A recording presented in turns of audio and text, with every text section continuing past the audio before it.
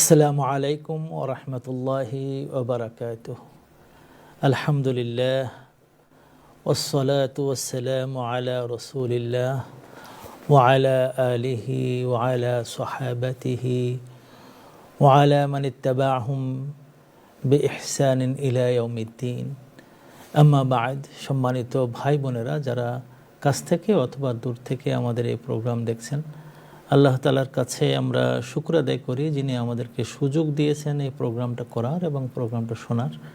রমাদানের এই পবিত্র সময়ে আমরা ভালো সময় কাটাচ্ছি, এটা দোয়া করে যে আল্লাহ তুমি কোরআনের সাথে আমাদের বন্ধুত্ব করে দিও এবং কোরআনের প্রত্যেকটা কথাগুলো বোঝার মতন তৌফিক আমাদেরকে দিও। যদিও আমরা রমাদানে সবটাই আমরা আলোচনা করতে পারবো না, কিন্তু কোরআনের চমক চমক জায়গায় আমরা এখানে নিয়ে আসতে চাচ্ছি, যেগুলো জানলে, বুঝলে এবং মানলে এই দুনিয়ায় নাজাত তো আসবেই ইনশাআল্লাহ, এবং আখিরাতে আমাদের জান্নাতুল ফিরদাউস আল্লাহ তাআলা আমাদেরকে দান করবেন ইনশাআল্লাহ। সম্মানিত ভাই বোনেরা, আজকে আমি আপনাদের সামনে যে সূরাটা নিয়ে এসেছি, সেই সূরাটার নাম হলো সূরাতুল কদর। সূরাতুল কদর আমি এটা পড়ি। আপনারা জানেন এটা লাইলাতুল কদর সম্পর্কে এখানে বর্ণিত। তো আপনারা যদি জিজ্ঞেস করেন যে আজকে তো মাত্র দ্বিতীয় রমাদান, আপনি আজকে পড়তেছেন কেন? এই জন্য যে আপনার জন্য সবাই লাইলাতুল কদরের অন্বেষণে আমরা 20 তারিখ থেকে যেন আমরা ব্যস্ত থাকি এবং আল্লাহ তাআলা তৌফিক দিলে যেন আমরা লাইলাতুল কদর এবার পাই। এই জন্য আমি আগেই আলোচনা করে নিচ্ছি, যাতে করে সবার মধ্যে একটা চেতনা তৈরি হয়। আল্লাহ তাআলা এই সূরার মধ্যে খুবই সুন্দর কিছু ইনফরমেশান আমাদেরকে দিয়েছেন এবং আমাদের কিছু করণীয় তিনি বলেছেন। তিনি প্রথমে বলেছেন, আউযু বিল্লাহি মিনাশ শাইতানির রাজীম, বিসমিল্লাহির রহমানির রহিম, ইন্না আনজালনাহু ফি লাইলাতিল কদর ওয়া মা আদরাকা মা লাইলাতুল কদর লাইলাতুল কদরি খায়রুম মিন আলফি শাহর تنزل الملائكة والروح فيها بإذن ربهم من كل أمر سلام هي حتى مطلع الفجر। আল্লাহ তাআলা কি সুন্দর করে শেষের অক্ষরে র মিলায়ে কাদরি, কাদরি, শাহরি, আমরি, ফজরি এরকম করে করে মিলায়ে মিলায়ে প্রায় একটা কবিতার মতন, এটা কবিতা না, কবিতার মতন সুন্দর করে রাইম মিলাইয়েছেন। আর এর ভিতরগুলো এত সুন্দর সুন্দর কথা আল্লাহ তাআলা এখানে বলে দিয়েছেন, যেগুলো আমাদের মনকে পুলকিত করে। এখানে আল্লাহ তাআলা বলে দিচ্ছেন যে ইন্না, নিশ্চয় আমরা, আনজালনাহু, নাজিল করেছি তাকে। তাকে বলতে কাকে? কোরআনকে। কোরআনের নাম নেইনি এখানে, এক অদ্ভুত ব্যাপার, কোরআনের নাম নেইনি। কারণ সবাই জানে যে ইনজাল যেটা আকাশ থেকে আসছে, আল্লাহ তাআলা অনেক রকম নাজিল করেন, কিন্তু কোরআনের নজুলটা, কোরআনের অবতীর্ণটা ছিল অদ্ভুত ধরনের। এই জন্য কোরআনকে না বললেও সবাই বুঝবে এটা আল্লাহ তাআলা কোরআনকে বুঝিয়েছেন। ফি লাইলাতুল কদরি, লাইলাতুল কদরে আল্লাহ তাআলা এটা নাজিল করেছেন। ওমা আদরাকা মা লাইলাতুল কদরি, হে রাসূল আপনাকে কে জানালো লাইলাতুল? প্রশ্ন, এই প্রশ্নটা সাধারণত করা হয় আল্লাহ রাসূলকে একটু সান্ত্বনা দেওয়ার জন্য, তাকে উদ্গ্রীব করার জন্য, ওই বিষয়টা নিয়ে যেন তার মধ্যে একটা কিউরিওসিটি জন্মে। এই জন্য এটা সবার ক্ষেত্রে হয়। তো আল্লাহ তাআলা যখন এই প্রশ্ন করেন, দুটো শব্দ ব্যবহার করেন, আদরাকা আর ইউদরিকা। আদরাকা দিলে যখন প্রশ্ন করেন যে তোমাকে কে জানালো অতীতকালের শব্দ, তখন তার একটু উত্তর দিয়ে দেন। আর যখন ইউদরিকা বর্তমান এবং ভবিষ্যৎকালের শব্দ দেন, তার উত্তর দেন না। অনেক সময় সেখানে প্রায় নেগেটিভ জায়গায় আল্লাহ ইউদরিকা বলেন। তো এটা পজিটিভ জায়গায়, উৎসাহিত করার জায়গায়। ওমা আদরাকা মা লাইলাতুল কদর, কে তোমাকে জানালো লাইলাতুল কদর কি? লাইলাতুল কদরি খায়রুম মিন আলফি শাহর। তো প্রশ্ন যিনি করলেন তিনি উত্তর দিলেন, মানে কে জানালো? আমি তোমাকে জানাচ্ছি। উত্তরটা এরকম যে আমি তোমাকে জানাচ্ছি যে লাইলাতুল কদর হলো একটা রাত, এখন লাইলাতুল কদর কি, এটা কোন রাত্রে হবে, কখন হবে, এই রাতের কোন সময়টা বেশি ভালো, এটা আল্লাহ তাআলা কিছু বললেন না, বরং কি বলে এই রাত্রের মানে তিনি অত্যন্ত গুরুত্বটা বোঝাতে চেয়েছেন। সেটা হলো যে খায়রুম মিন আলফি শাহর, যদি তোমরা সাধারণভাবে একটু পাগলের মতন হও, যদি গণনা করো, তাহলে 1000 মাস গণনা করলে যেরকম লম্বা হয়, লাইলাতুল কদর একটার লম্বা হলো এরকম, মানে এত, মানে 1000 রাত 1000 মাস যেরকম তোমাদের কাছে মনে হবে, ঠিক একটা রাতের অবস্থানটা আল্লাহ তাআলার কাছে এইরকম। এখন এটা কি আমরা ইনশাআল্লাহ নিয়ে আসবো যে 1000 মাস বলতে কি বোঝানো হলো। আল্লাহ তাআলা এতক্ষণ পর্যন্ত লাইলাতুল কদরের গুরুত্ব শুধুমাত্র কোরআন নাজিল হওয়াটাকে বুঝাইছেন। এরপরে আল্লাহ রসুলের যুগে এর গুরুত্বটা আমরা বুঝতে পারলাম যে কোরআন আমাদের নবীর কাছে নাজিল হয়েছিল, তাই এই রাত্র আল্লাহ তাআলার কাছে গুরুত্বপূর্ণ।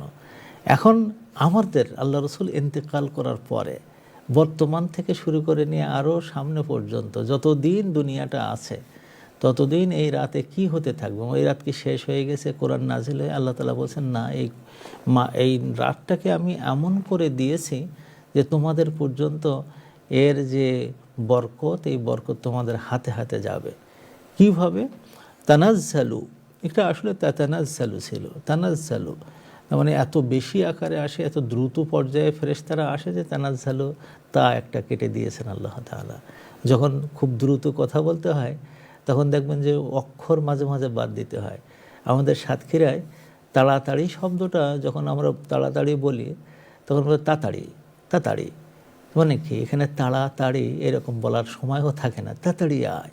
তো এরকম আল্লাহ তাআলা যখন ফেরেশতাদের আগমন আসে, এত অধিক সংখ্যায় আসে, একটার পর এক আসতে থাকে, তখন আল্লাহ তাআলা তানাজ্জালু পর্যন্ত তিনি বললেন না, বলে তানাজ্জালু, এত দ্রুত তার সাথে চলতে আসতে থাকে।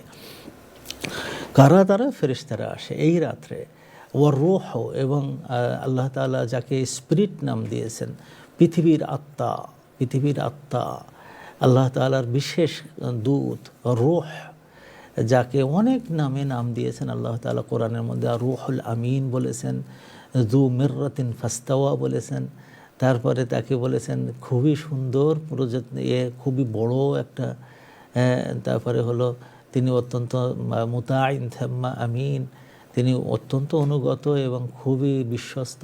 তার অনেক রকম গুণ আছে। জিবরিল আমিন, জিবরিল আমিন।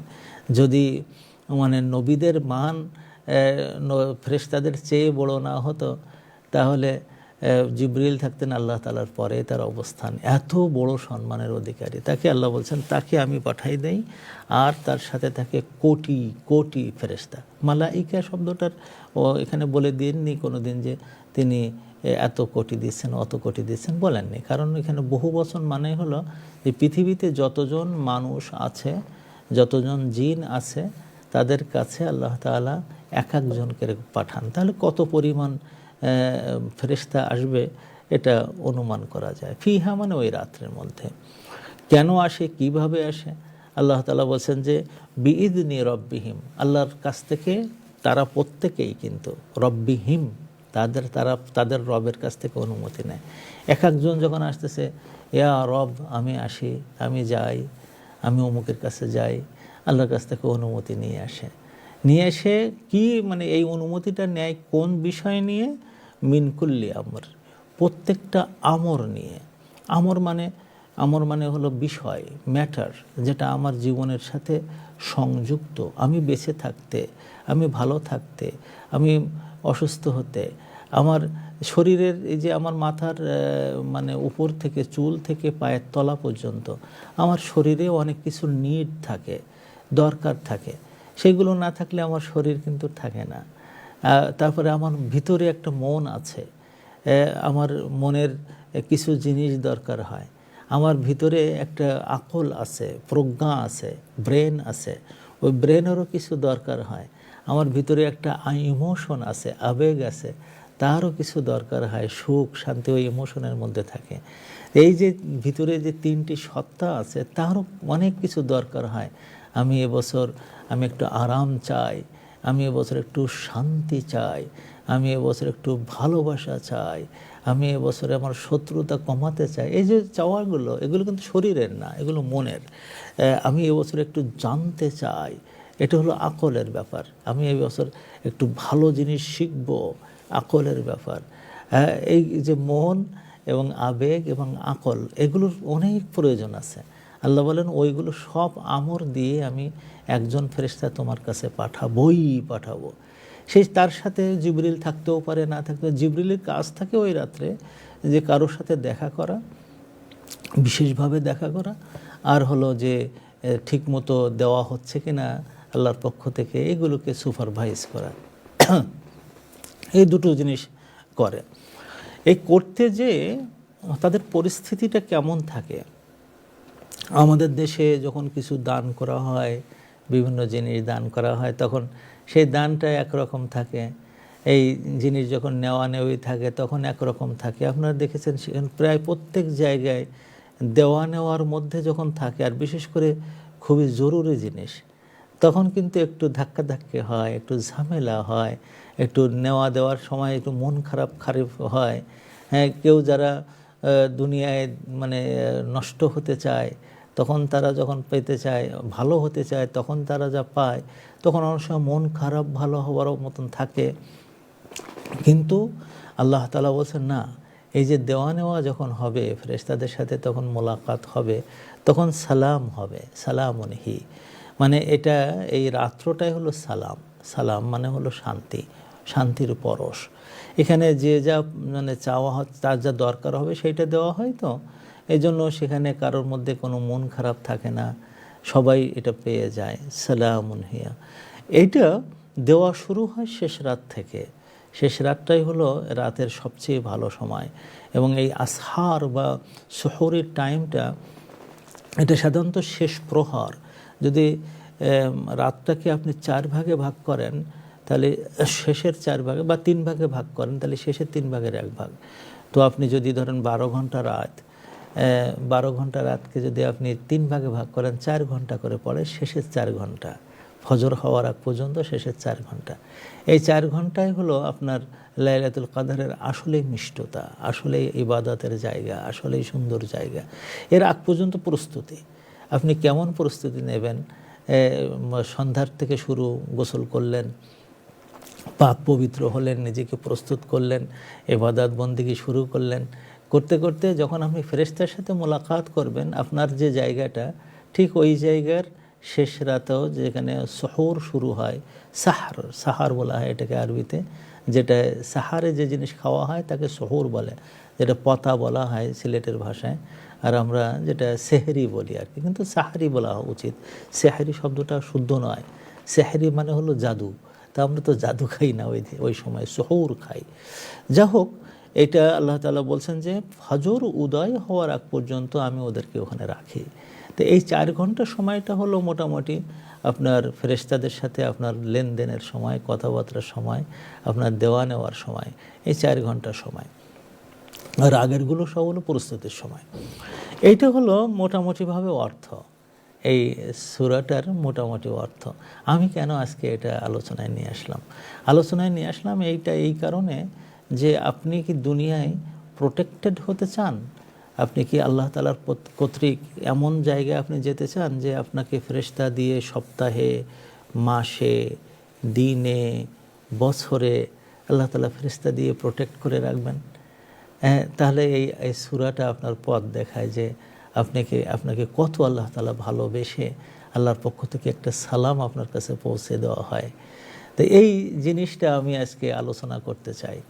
দ্বিতীয়ত হলো যে কোরআনের বৈশিষ্ট্যটা কেমন, কোরআন কেমন জিনিস, কোরআন এসে পৃথিবীকে কিভাবে চেঞ্জ করেছে, আর এর অবতরণটা কিভাবে হয়, কিভাবে নাজিল হয়। কোরআন কিন্তু 2 ভাবে নাজিল হয়। এই সূরায় একরকম দেখতে পাচ্ছি আমরা, আর সূরা আল ইসরাতে আমরা আরেক রকম দেখি।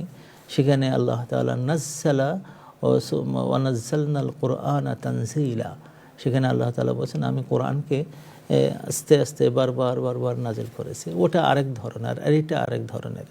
2 ধরনের নুজুল কোরআনের হয়েছে। সেটা আমরা বোঝার চেষ্টা করব। আর তৃতীয়ত হলো যে আমাদের জীবনে কোরআনের সাথে আমাদের বন্ধুত্ব কেমন হতে হয়, এই বিষয়গুলো আমরা আসলে আপনাদেরকে মনে করছি জানা দরকার। প্রথমে আমরা আসি যে কোরআনটাকে আসলে আল্লাহ তাআলা একভাবে নাজেল করেননি কেন। কোরআন আসলে দুইভাবে নাজেল হয়েছে। একটা হলো আনজালা, ইনজাল হয়েছে, যেটা লাইলাতুল কদরে হয়েছে। লাইলাতুল কদর বলতে আল্লাহ রসুল যেটা বলেছেন রমজান মাসের শেষের 10 দিনে বেজোড় রাত্রে হয়। তো এটা আল্লাহ তাআলা লাউহে মাহফুজ থেকে বাইতুল ইজ্জা নামে একেবারে নিচের আসমানে একটা জায়গা আছে। আব্দুল্লাহ ইবনে আব্বাস রাদিয়াল্লাহু তাআলা আনহু বলেছেন, আল্লাহ তাআলা লাউহে মাহফুজ থেকে একটা বই আকারে, কিতাব আকারে আল্লাহ তাআলা বাইতুল ইজ্জাতে রাখছিলেন। এটাকে ইনজাল বলা হয়, লাইলাতুল কদর। এরপরে আমাদের নবী সাল্লাল্লাহু আলাইহি ওয়াসাল্লাম যখন 40 বছর বয়সে পৌঁছে যান, যেদিন তার 40 বছর সম্পূর্ণ হয়ে যায়, সেই সময়ে আল্লাহ তাআলা ওই বাইতুল ইজ্জাত থেকে আস্তে আস্তে আস্তে আস্তে 23 বছর ধরে কোরআনকে নাজিল করেন। কখনো একটা আয়াত, কখনো একটা আয়াতের অংশ, কখনো দুইটা আয়াত, কখনো একটা সূরা, কখনো বড় একটা সূরা, কখনো ছোট একটা সূরা।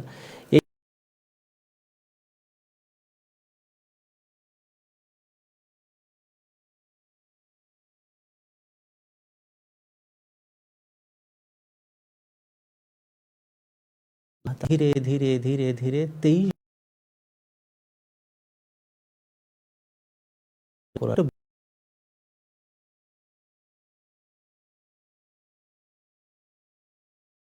পর হচ্ছে জোহর নামাজ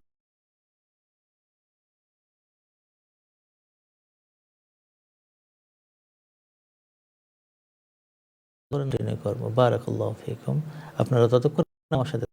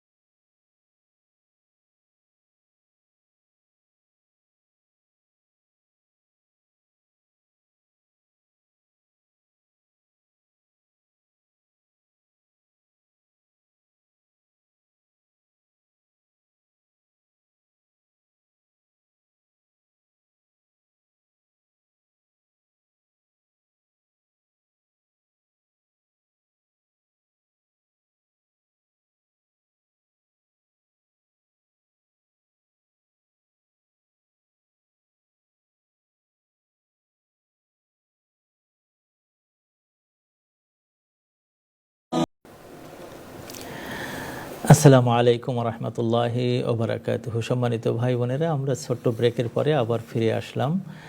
আমরা আজকে ইনশাআল্লাহ ওই সূরা আল কাদারের উপরে কিছু আলোচনা এই জন্য করব, যেটা আমাদের জীবনের সাথে কতটুকু রিলেভেন্ট এবং আমাদের জীবনে কিভাবে এই সূরাটা প্রভাব ফেলে। আমরা কিভাবে রমাদানে ওই সুন্দর সময়ের প্রতীক্ষায় কাটাবো এবং ওই সুন্দর সময়টাকে আমরা গ্রহণ করব এবং কাজে লাগাবো। সেই জন্য আজকে আমরা সূরাতুল কাদারকে নিয়ে আসছি। আমরা এখানে তিনটি প্রশ্ন ছুড়েছিলাম। সেটা হলো যে আল্লাহ তাআলা কেন কোরআনকে দুইবার নাজিল করলেন। একবার নাজিল করলেন লাওহে মাহফুজ থেকে সামা উদ্দুনিয়া, দুনিয়ার যে আসমান, সেই আসমানের বাইতুল ইজ্জা নামক একটা জায়গা আছে যেখানে আল্লাহ তাআলা কোরআনকে একবারেই নাজিল করেছিলেন। সেটাও জিবরিলের মাধ্যমে ওখানে রেখে দেওয়া হয়েছিল। তার সাথে আল্লাহ রাসূল সাল্লাল্লাহু আলাইহি সাল্লামের কোনো সম্পর্ক তখন পর্যন্ত গড়ে ওঠেনি। তখনও তার কাছে কোনো আয়াত নাজিল হয়নি, তখন তিনি নবী হননি। নবী হওয়ার কিছুদিন আগে। এটা অনেকেই বলেন যে তার বয়স যখন ৩৮ বছর তখন এটা হয়েছে। কারণ ৩৮তম বছরে যে পৃথিবীতে বেশ কিছু চেঞ্জ আসে, বা মানে ৪০তম বছরের আগের এই মানে ১ বছর বা ২ বছর পৃথিবীতে আল্লাহ অনেক বেশি চেঞ্জ নিয়ে আসেন, যেহেতু কোরআন নাজিল করবেন। এই জন্য কোরআনটাকে এমন এক জায়গায় রাখছেন আল্লাহ তাআলা বাইতুল ইজ্জাতে, এবং সেখান থেকে আস্তে আস্তে পাঠাবেন হেতু দুনিয়ার এবং সিস্টেমের, যে সোলার সিস্টেম যদি বলেন, গ্যালাক্সি বলেন, সূর্য বলেন, চাঁদ বলেন, এগুলোতে বেশ কিছু পরিবর্তন আল্লাহ তাআলা নিয়েছেন এবং দুনিয়াতেও কিছু পরিবর্তন নিয়ে আসছেন। এবং আপনার জন্য এবং আজও আপনার জন্য, আপনিও কি নবী মুহাম্মদ সাল্লাল্লাহু আলাইহি ওয়াসাল্লামের মতন এই আমানাতটাকে নেবেন, নাকি আপনি দূরে সরে যেয়ে ধ্বংস হবেন, সেটা আজকে আপনি ডিসিশন নেবেন। একটা হলো যে যখন প্রথম আল্লাহ তাআলা কোরআন নাজিল করবেন, এটা মানে সিদ্ধান্ত হয়ে গেছে, তখন তিনি প্রথম যে কাজটা করলেন, যে আল্লাহ তাআলা যখন ফেরেশতাদের সাথে কথা বলতেন পৃথিবীর ভাগ্য নিয়ন্ত্রণ সংক্রান্ত বিষয়ে, সেখানে তার কিছু কথা শোনার মতন সুযোগ গ্রহণ করত শয়তানেরা, জিনেরা। কেননা জিনদের গতি আর মানে যাতায়াত ওই পর্যন্ত ছিল, এটা মারাসেদ বলা হয়।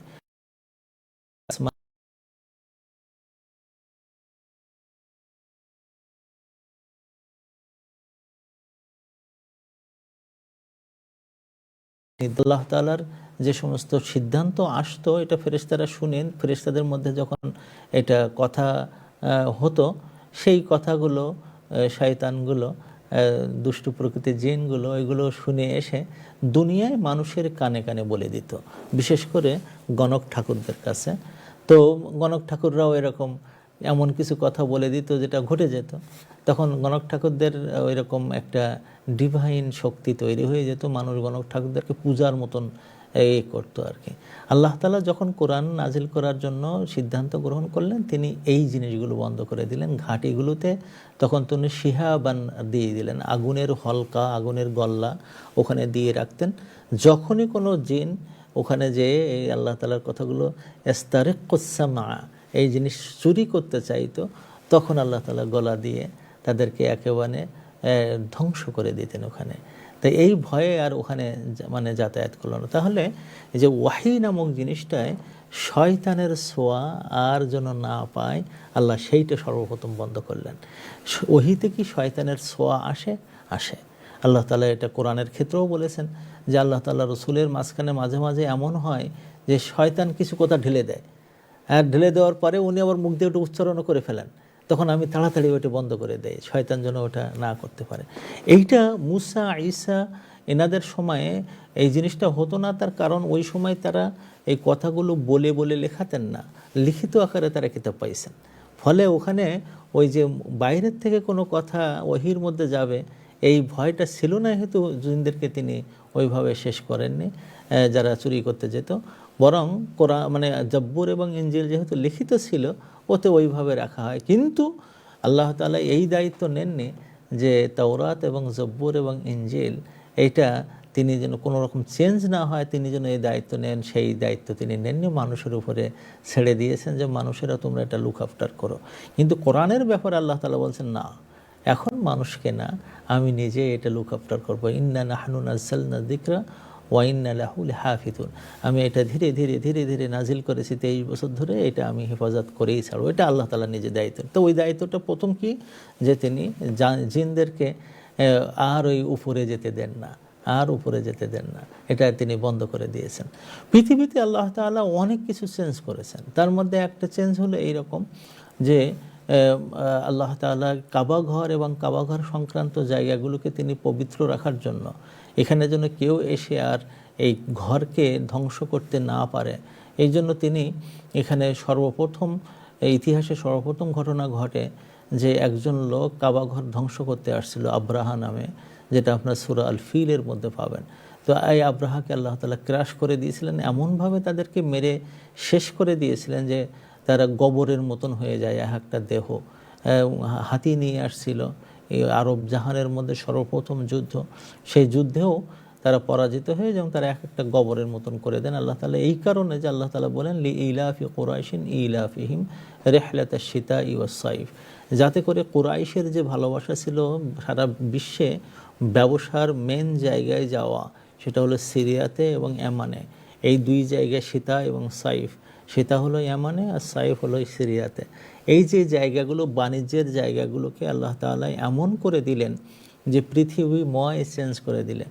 এখনও পর্যন্ত আল্লাহ তাআলা এমনভাবে দিয়েছেন যে আপনি বিমানে যদি পৃথিবীর এ মাথা থেকে ও মাথা যান, তাহলে মুসলমানদের যে দেশগুলো তার উপরে আপনাকে যেতেই হবে।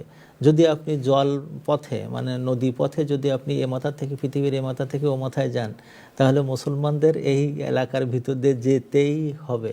যদি আপনি মানে মনে করেন যে হেঁটে যাব, বা আপনি গাড়িতে যাব, আপনি ট্রেনে যাব, আপনি কারে যাব, এ মাথার থেকে ও মাথা, তাহলে মুসলমানদের দেশ আপনাকে অবশ্য টাচ করতে হবে। মুসলমানদের দেশগুলোকে আল্লাহ এমন পরিবর্তন এনে দিলেন যে কোরআন যেন এখানে মানে সবচেয়ে বেশি শক্তিশালী ভূমিকা পালন করে। আল্লাহ তাআলা এই চেঞ্জটা কিন্তু দুনিয়াতে এবং আসমানে আল্লাহ তাআলা এই কোরআনকে কেন্দ্র করে করে দিয়েছিলেন। তো এই চেঞ্জ করে দেওয়ার পরে আল্লাহ তাআলা কোরআনকে নাজিল করলেন মানে এতে মানে প্রথম আসমানে, এটা বাইতুল ইজ্জাতে একসাথে বই আকারে। ওখান থেকেই 17ই রমজান আল্লাহ রসুলের কাছে প্রথম ওয়াহি আল্লাহ তাআলা জিবরিলের মাধ্যমে পাঠান। যখন জিবরিলকে পাঠান তখন জিবরিল একটা মানুষের সূরতে আসেন, মানুষের সূরতে আসেন। এসে আল্লাহ রসুল মানে হীরা গুহাতে তিনি থাকতেন। হীরা গুহাতে উনি যাতায়াত শুরু করেন 35 বছর বয়স থেকে। ওনার বয়স যখন 35 বছর, সেখান থেকে উনি হীরা গুহাতে মাঝে মাঝে মাঝে মাঝে যেতেন। যেবার তিনি 40 বছর উপনীত হয়েছেন, সেইবার গোটা রমজানটায় একেবারে 30 দিনে তিনি ওখানে কাটাবার সিদ্ধান্ত নেন এবং ওখানে থাকেন আর কি। তো এই 30 দিন থাকার নিয়াতে, এই জন্য অন্য সময় কিন্তু উনি খানা নিয়ে যেতেন, এই সময়তে তিনি সব খানা নিয়ে যেতে পারতেন না। উনি যেহেতু 30 দিনের জন্য গেছেন, খাদিজা রাদিয়াল্লাহু তাআলা আনহা তিনি যে খানা দিয়ে আসতেন গারে হিরাতে, খুব সুন্দর জায়গা। এবং ওখানে উঠতে যে আমরা যখন যুবক বয়সে উঠছি তখনও দেখছি যে আমাদের খুব কষ্ট হয়, কিন্তু তিনি তখন হযরত খাদিজা তখন অনেক বয়সের একজন বৃদ্ধ মহিলা, একেবারে পুরো বৃদ্ধ বলা যাবে না, হয়তো ধরেন না ওনার বয়স তখন কত হবে, 55 বছরের মহিলা। তিনি ওখানে যেয়ে খানা দিয়ে আসতেন। তো 17ই রমজান হঠাৎ করে আল্লাহ তাআলার রসুল দেখলেন যে একজন লোক ওখানে আসছে, তার স্ত্রী নয়, হ্যাঁ, একজন সুন্দর সুগঠিত একজন মানুষ আসছেন। এসে তিনি যখন দেখলেন তো উনি দাঁড়াই গেলেন। দাঁড়ায় যাওয়ার পরে বললেন যে তুমি পড়ো, ইকরা, তুমি পড়ো, যেটা এই সূরার আগের সূরাতে। আমরা ইনশাআল্লাহ আগামীকালকে ওইটা নিয়ে আলোচনা করব। তো 5টা আয়াত ওদিন নাজিল হয় এবং মানে পড়তে যেয়ে উনি তো পাঠক ছিলেন না, পড়তে জানতেন না, কি পড়বেন, তো এটা তো তিনি জানেন না। তো এখন মুফাসসিরিনদের মধ্যে এ আছে যে তাকে যে জিনিসটা পড়তে বলা হয়েছে ধরা হয়েছিল সামনে, এটা পড়েন, হয়তো কোরআনের অংশ তাকে দেওয়া হয় এবং আস্তে আস্তে তৃতীয়বারে তিনি এটা পড়তে পারেন। সেটা আমরা আগামীকালকে ইনশাআল্লাহ আলোচনা করব। এই যে নাজিল হওয়াটা, কোরআন যখন মানে শেষ মানে আসমানে নাজিল হল, সেখান থেকে 17ই রমজান প্রথম 5টা আয়াত নাজিল হয়ে গেল। এই নাজিল হওয়ার পরে আল্লাহ তাআলা এটা আমাদেরকে শুনাই দিলেন যে এটা কিন্তু আমি ওই সময় নাজিল করেছি। এখন কোরআনকে নাজিল করার কারণে পরিবর্তনটা কি হলো? এই সূরাতে আল্লাহ তাআলা আমাদের দেখিয়ে দিচ্ছেন যে আমি এই কোরআন নাজিল করার এই জন্য পাঠাইনি কোরআনকে যে কোরআনের মতন শুয়ে থাকবে, একটা গর্তের মধ্যে পড়ে থাকবে, একটা বইয়ের আলমারিতে সুন্দর করে লক আপ করা থাকবে, আর তোমরা তোমাদের মতন যা ইচ্ছা তাই করে বেড়াবো না। কোরআন আসছে এই দুনিয়ার মানুষকে রেইজ আপ করার জন্য, উন্নত করার জন্য। কোরআন আসছে এই দুনিয়ার মানুষকে একেবারে আল্লাহ তাআলার কাছে নিয়ে যাওয়ার জন্য। কারণ কোরআন হলো আল্লাহর বাণী।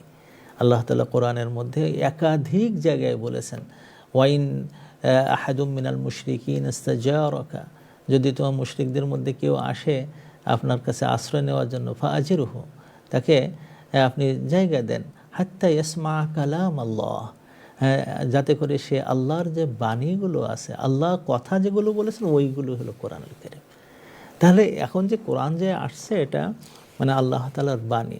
আপনি আল্লাহর বক্তব্য, আল্লাহ কিভাবে কথা বলেন, কোন ঢঙে কথা বলেন, কোন মায়ায় কথা বলেন, কোন গুনাহ করলে কোনভাবে তিনি শক্তভাবে কথা বলেন, জাহান্নামে যখন দেবেন তখন তিনি কোন শক্ত ভাষায় কথা বলবেন, জান্নাতে দেওয়ার জন্য একজন মানুষের ওসিলা খোঁজা দরকার, তখন তিনি কিভাবে মানুষকে জান্নাতের দিকে নেবেন, সব কোরআনের মধ্যে বলে দিয়েছেন যে বান্দা তুই আমার বাণীটা তুই দুনিয়াতে পেয়ে যাচ্ছিস।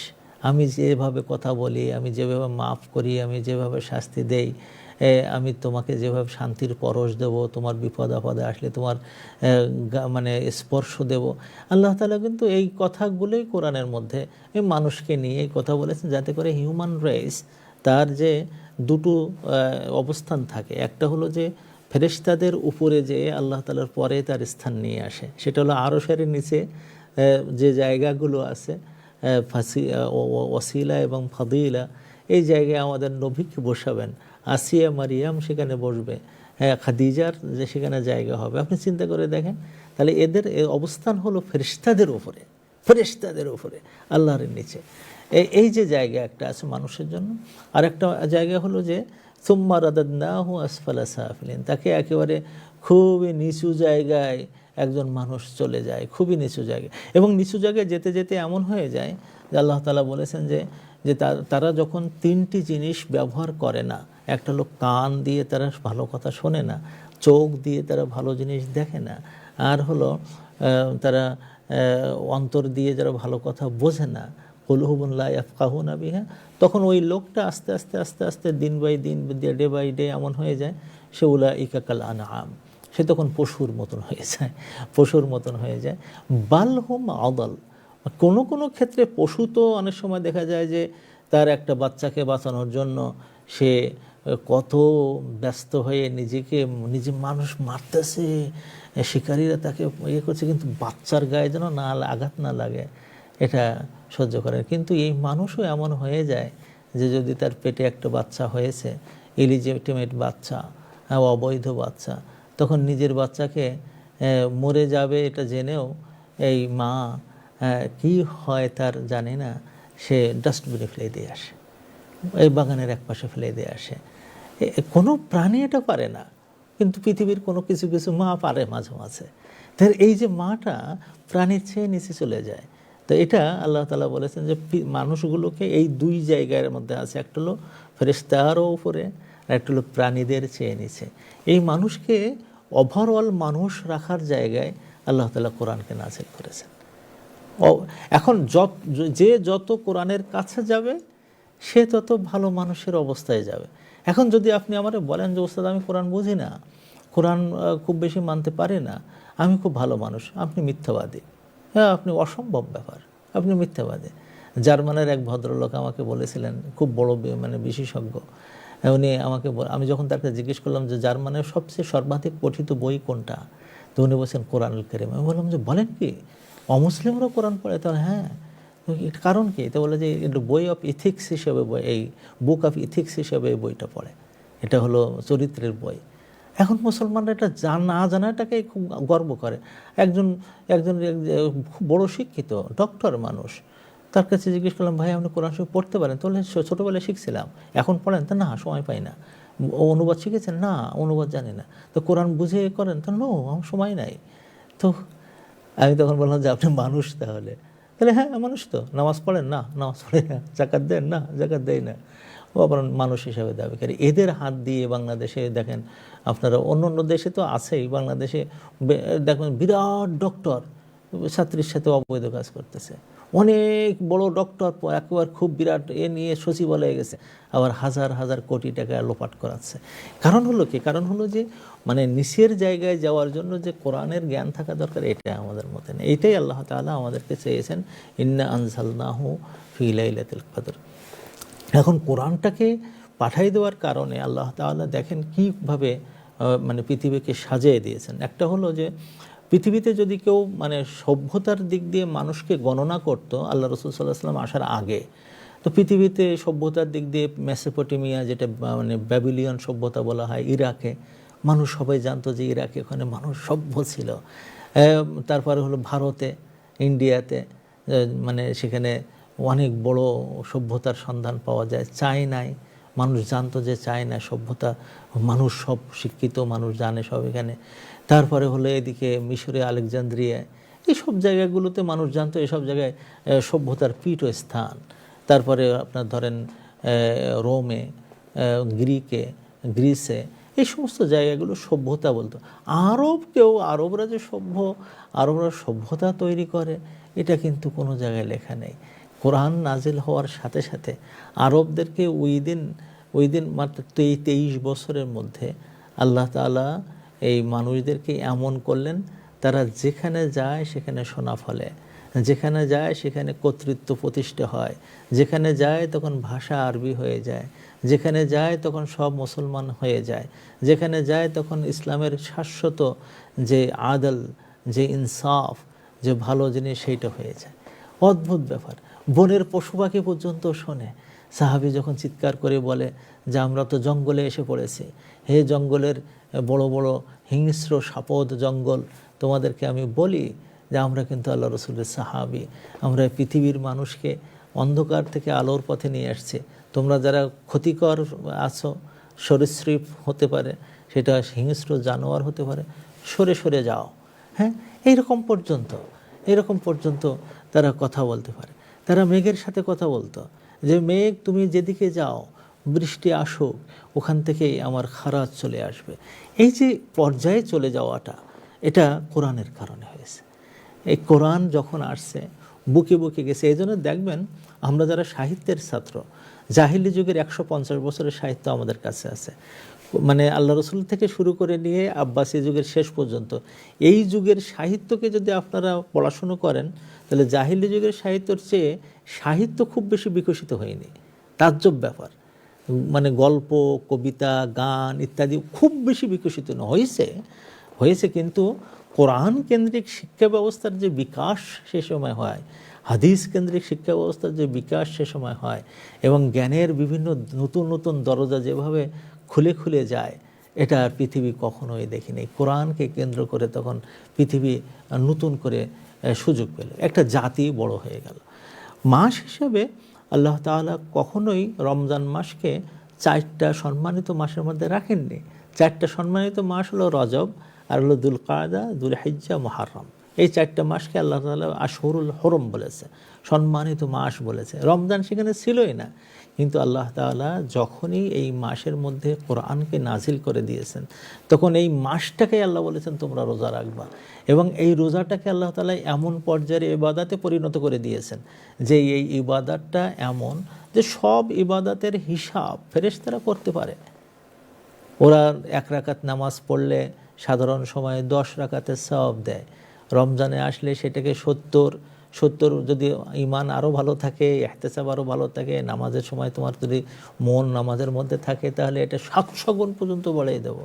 জাকাত 1 টাকা দিলে 10 টাকার সওয়াব পাওয়া যায়, রমজান মাসে দিলে সেটা 70, তারপরে 700 গুণ পর্যন্ত বাড়িয়ে দেবো। এগুলো সব ফেরেশতাদের হিসাব করা আছে, বসে দেয়, মাল্টিপ্লাই হয়ে যায়, অটোমেটিক মাল্টিপ্লাই। কিন্তু আল্লাহ তাআলা বলেছেন ইল্লাস সাওম, যে রোজাটার ওই হিসাব তোমরা কেউ করতে পারবে না। এই মাসের যে 30টা বা 29টা রোজা হবে, এর দায়িত্ব এটা কাউন্ট করা, এবং কাউন্ট করে এর সওয়াবটার দায়িত্ব আল্লাহ তাআলা নিজে নিয়েছেন। এবং দেওয়ার সময় আল্লাহ তাআলা দেবেন পাশে সওমকে রেখে। সওমই একমাত্র ইবাদত যে মানুষের সাথে কথা বলবে।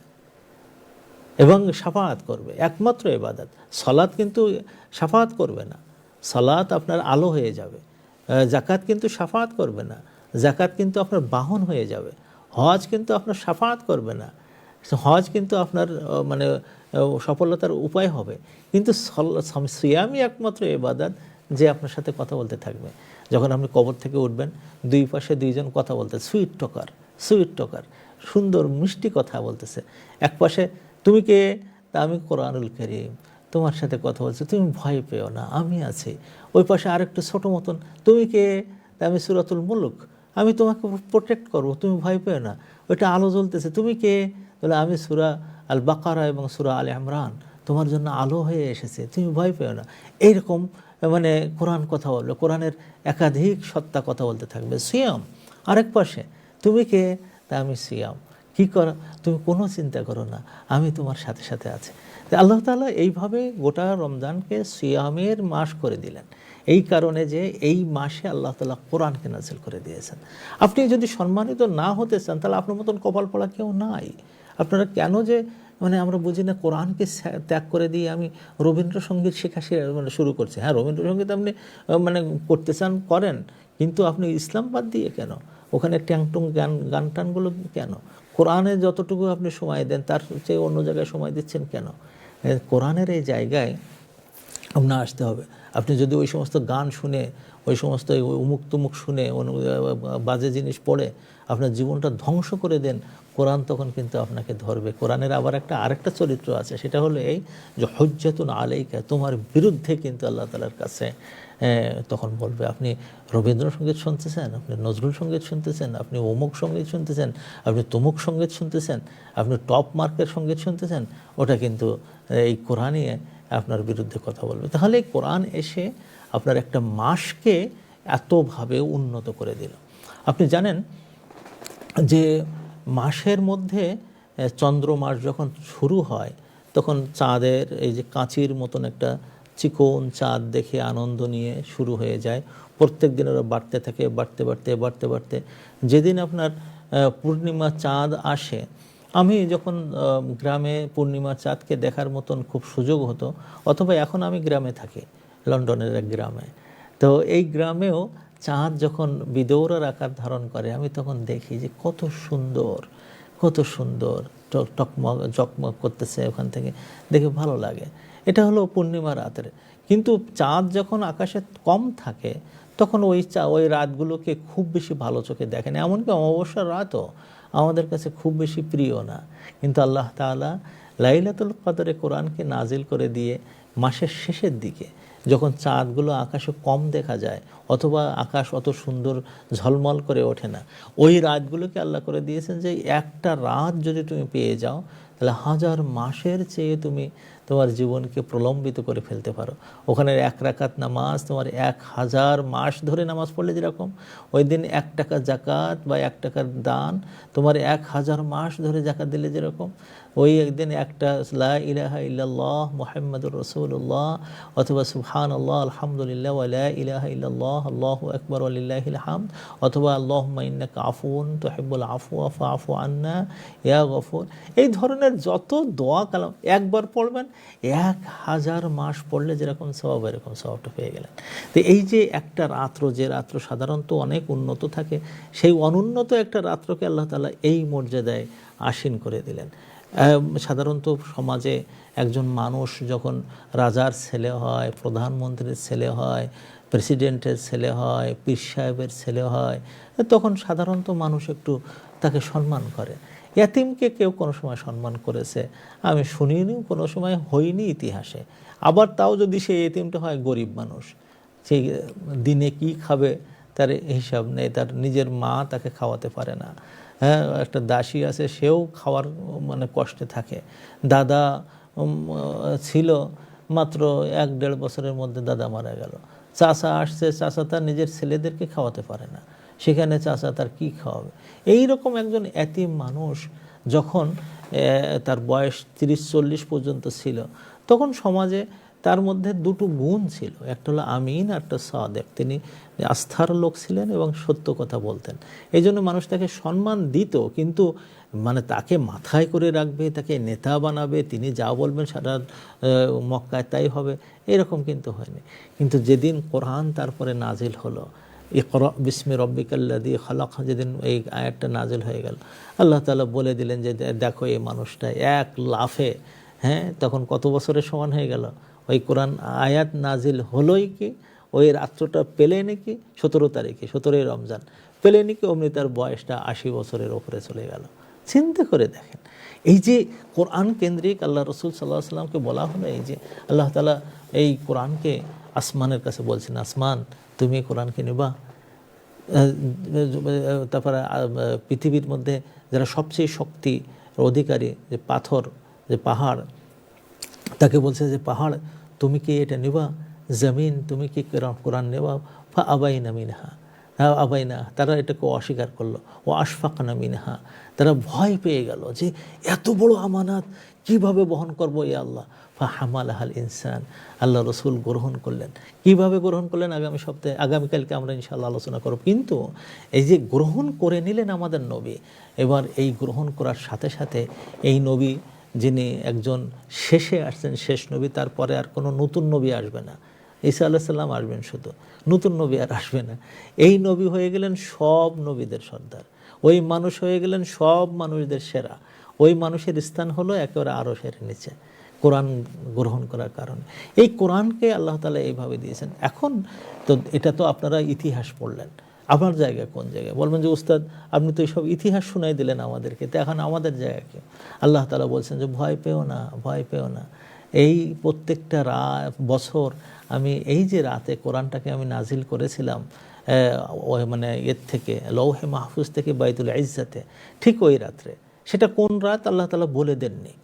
এমনকি এমনও হয়েছিল যে আল্লাহ রসুল সাল্লাল্লাহু আলাইহি সাল্লাম একজনকে বলে দিয়েছেন, এই আজকে কিন্তু লাইলাতুল কদর, যাও যাও মানুষকে বলো।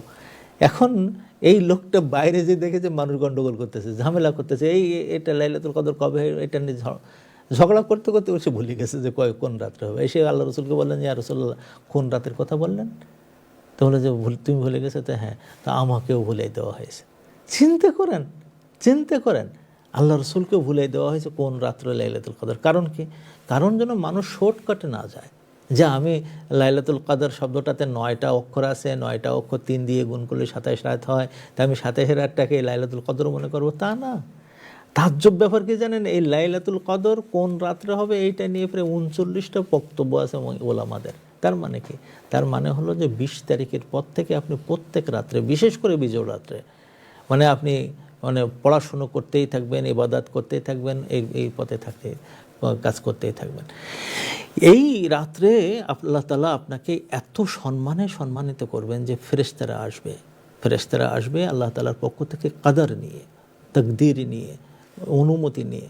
আল্লাহ তাআলার আপনার নাম ফেরেশতা আল্লাহ তাআলার কাছে বলেছেন, আল্লাহ আমাকে অমুকের জায়গায় পাঠানো হয়েছে, আমি যাচ্ছি। আল্লাহ বলেন যাও, বিইজনি রব্বিহিম মিন কুল্লি আমর, আপনার যা যা দরকার তাই নিয়ে। এই যে ফেরেশতারা আসে ওই রাত্রে, ফেরেশতাদের বরণ করার জন্য আপনার মানসিক প্রস্তুতি কতটুকু থাকা দরকার? প্রথমত হলো যে রমজানের প্রথম থেকে বা তারও আগের থেকে বা সারা বছরেই আপনার শরীরে ফেরেশতারা এসে একটু কোলাকুলি করবে, আপনার গায়ে তাদের পাখার বাতাস দেবে, সালামুন, যে শান্তির বাণী দেবে। এইটা গ্রহণ করার উপযুক্ততা আপনার মধ্যে থাকতে হবে। নোংরামি থাকবে না আপনার মধ্যে, কোনো দুর্গন্ধযুক্ত আপনার গায়ে থাকবে না, আপনি সবসময় পরিষ্কার পরিচ্ছন্ন থাকবেন, গোসল করা থাকবেন। আপনি যখন বাইরে যাবেন একটা ফুলের মতন দেখা যাবে, মাশাআল্লাহ, একজন মুসলমান বাইরে যাচ্ছে, দেখলেই মানুষজন বুঝবে যে হ্যাঁ শামাতুন ফিল মুজতামা, সমাজের মধ্যে মুখের মধ্যে যেমন তিল যেমন দেখা যায়, মুসলমানকে দেখলে মানুষ বুঝবে। এই জায়গায় যেতে হবে। শিরিক করবেন না, মানুষের সাথে মানে হিংসা করবেন না। যারা মানুষের সাথে হিংসা করে, শত্রুতা করে, তারা লাইলাতুল কদরে ফেরেশতাদের ওই মজাটা পায় না। অনেকের বলতে শুনেছি, হুজুর কীভাবে যে বছর গেল তো টের পেলাম না আপনি ওর ফেরেশতা দেখাচ্ছেন। আবার আমি অনেকের কাছে শুনেছি, আমার উস্তাদের কাছ থেকে শুনেছি যে উস্তাদ মসজিদে নববীতে আল্লাহ রসুলের ঠিক পাশে তিনি ইতিকাফ করতেন। আমি জিজ্ঞেস করলাম যে উস্তাদ আপনি কি বুঝতে পারেন ফেরেশতারা?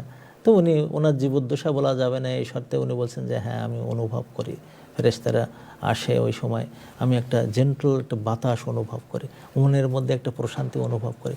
এই অনুভূতির জায়গাটা আপনি যাবেন, যদি যান তাহলে এই কোরআনকে আপনি সাথে নেন, সাথে নিয়ে আপনি ওই রাত্রে, বিশেষ করে ওই রাতটাকে পাওয়ার জন্য আপনি এতেকাফ করেন। যদি আপনি কোনো পুরুষ মানুষ, আপনার এতেকাফ করা উচিত যদি সুযোগ থাকে। আর মহিলারা এতেকাফ না করতে পারেন, আপনারা যদি সুযোগ থাকে আপনারা শেষের 10 দিন একটু বেশি বেশি করে সময় কাজে লাগান, এত সুন্দর করে সময় কাজে লাগান যে কোরআনের প্রত্যেকটা বর্ণ যেন আপনার সাক্ষী হয়ে থাকতেছে, প্রত্যেকটা অক্ষর, প্রত্যেকটা শব্দ, প্রত্যেকটা হারাকাত, প্রত্যেকটা সূরা আপনার পক্ষে সাক্ষী হয়ে দাঁড়াচ্ছে। ও আল্লাহ, আমি তো এই লোকটাকে দেখেছি পাগল হয়ে যেতে, ও আল্লাহ আমি তো এই লোকটাকে দেখেছি কোরআন শরীফ পড়তে, আল্লাহ তুমি তাকে মাফ করে দাও। এইভাবে এই রাত্রটাকে কোরআনের সঙ্গী বানিয়ে নেওয়ার জন্য যদি আপনি প্রস্তুতি নেন, তাহলে মানে রমজানের প্রথম থেকে শুরু করে দেন। রমজানের আরও আগের থেকে শুরু করা উচিত, কিন্তু অন্তত গতকাল থেকে রমজান শুরু হলো তো আপনি শুরু করে দেন, যে আপনি কোরআনের সাথে সম্পর্ক বাড়াচ্ছেন। কোরআনটাকে একটা পকেটে রাখেন, এরকম করে রেখে মাঝে মাঝে তাকান, একটা আয়াত দেখেন, একটু অর্থ বোঝার চেষ্টা করেন, একটু অ্যাপসে যদি অনুবাদ পারে সেই অনুবাদটা আপনি দেখেন। এইভাবে কোরআন কেন্দ্রিক আপনি এই মাসটাকে আপনি চালান। আপনার সিয়াম থাকবে, সালাত থাকবে, ইবাদত থাকবে, কোরআন থাকবে। এইভাবে যদি আপনি মনে করেন যে না, আমি যখন ফেরেশতার সাথে দেখা করব তখন সে যেন দেখে আমি কোরআন তেলাওয়াত করছি, সে যদি শুনে আমার তেলাওয়াতটা, হ্যাঁ, তাহলে ওই আল্লাহ রসুলের সাথে জিবরিল যেমন দেখা করলে যে অবস্থাটা তৈরি হতো, আপনার মধ্যেও সেই অবস্থা তৈরি হবে। যদি কখনো কোনো রাত্রে আপনার চোখ দিয়ে অবধারে পানি আসতেছে, আপনার মন আল্লাহ তাআলার সাথে সাক্ষাতের জন্য ব্যস্ত হয়ে যাচ্ছে, যদি কোনো রাত্রে আপনার মনে হয়ে যায় যে সাজদাগুলো খুব সুন্দর লাগছে, আপনার মৃত পিতা মাতা, আব্বা আম্মা, দাদা দাদির জন্য আপনার মন যেন উচ্চাটন হয়ে যাচ্ছে, জান্নাত পাওয়ার জন্য আপনি খুবই ব্যস্ত হয়ে যাচ্ছেন, যদি কোনো রাত্রে এরকম হয়ে যায় যে নবী সাল্লাল্লাহু আলাইহি সাল্লামের শাফাআত পাওয়ার জন্য, তাকে দেখা পাওয়ার জন্য আপনার মনটা ছটফট ছটফট করতেছে, মনে করবেন ফেরেশতার সাথে আপনার দেখা হয়ে গেছে, ফেরেশতা আপনার পাশে এসেছে, ফেরেশতা আপনার সালাম দিয়েছে। এবং ওই সময় ওইটাকে ধরে রাখুন এবং ওই অবস্থাকে ধরে রেখে আল্লাহর কাছে বারবার চান, আল্লাহ যেন কোরআনকে আমাদের সাথী বানিয়ে দেয়, কোরআন যেন মনের বসন্ত বানিয়ে দেয়, কোরআনকে যেন আল্লাহ তাআলা আমার জন্য দুনিয়া এবং আখিরাতের কল্যাণময় একটা সত্তা হিসেবে আল্লাহ তাআলা কবুল করে নেন, এবং আমাদের মুসলমান হিসেবে যেন নবী মুহাম্মদ সাল্লাল্লাহু আলাইহি সাল্লামের সেরা উম্মতদের সেরা বানিয়ে দেন আল্লাহ তাআলা। সে বোন হোক, সে ভাই হোক, আমরা যেন প্রাণান্ত চেষ্টা করি। 27 অক্টোবরে বড় উদ্দেশ্য নয়, উদ্দেশ্য হলো লাইলাতুল কদর। 20 তারিখ থেকে শুরু করে নিয়ে শেষ রাত পর্যন্ত আমরা যেন সবাই চেষ্টা করতে থাকি এই লাইলাতুল কদরকে পাওয়ার, এবং এখানে আমাকে যোগ্য করে গড়ে তোলার, এবং আল্লাহ তাআলার ফেরেশতাদের সাথে দেখা করার মতন আমাদের শারীরিক, মানসিক এবং ইবাদতের চিত্র আমাদের মধ্যে যেন ফুটে ওঠে। এই অবস্থায় আপনারা যাবেন সবাই, এবং আমরা সবাই যাব। এই কথা বলে আমার বক্তব্য এখানে শেষ করছি। টিভি ওয়ানের জন্য দোয়া চাই, কিউএনএস একাডেমির জন্য দোয়া চাই। আমরা পৃথিবীতে আমরা নতুন একটা কিছু করতে চাই, যার মাধ্যমে দিনকে অত্যন্ত শক্তিশালী করা যায়, মানুষের মনে মনে দিন পৌঁছানো যায়। আপনারা এর জন্য আমাদের সহযোগিতা করুন, যার যতটুকু সম্ভব আপনারা সহযোগিতা নিয়ে এগিয়ে আসবেন ইনশাআল্লাহ। আল্লাহ আপনাদের সবাইকে ভালো রাখুন। সুবহানাকাল্লাহুম্মা বিহামদিক, আশহাদু আল্লা ইলাহা ইল্লা আনতা আস্তাগফিরুকা ওয়া আতুবু ইলাইক। আসসালামু আলাইকুম ওয়া রাহমাতুল্লাহি ওয়া বারাকাতুহু।